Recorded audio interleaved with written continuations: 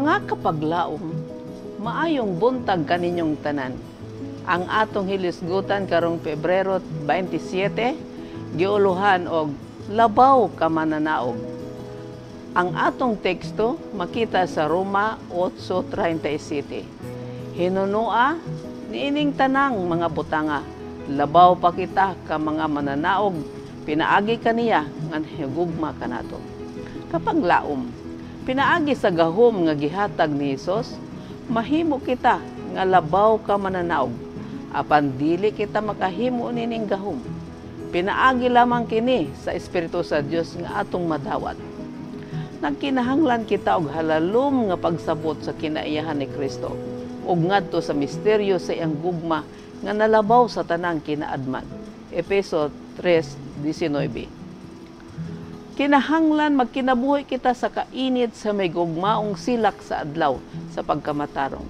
Walay lain kundili ang mahigugmaong kaluoy ni Kristo, ang iyang langitong grasya, ang iyang gamhanang gahom makahimo kanato sa pakigubat sa walay pahulay nga kaaway ug sa pagsumpo sa masinupakon natong kasing-kasing.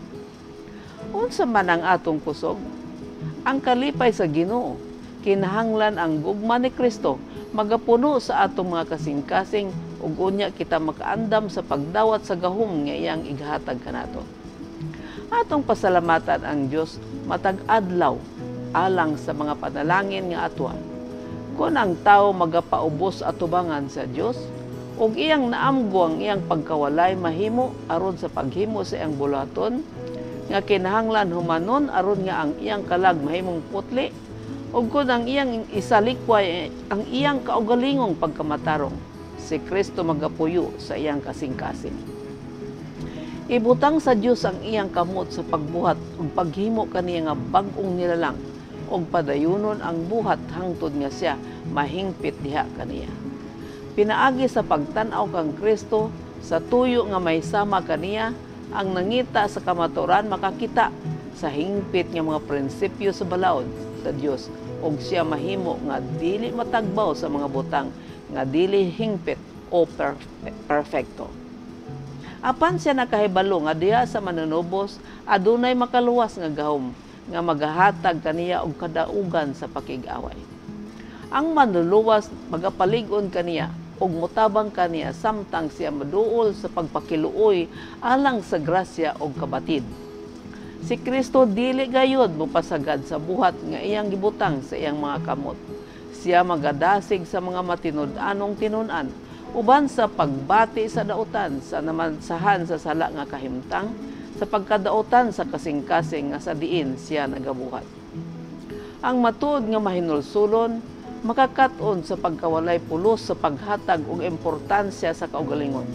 Ang pagtan-aw kang Hesus itandi sa iyang kaugalingong pagkadautan nga kinaiya tali sa perpekto nga kinaiya sa manluluwas siya makaingon, sa akong kamot walay bili nga dalon, sa imo nga cross ako lamang mogupot.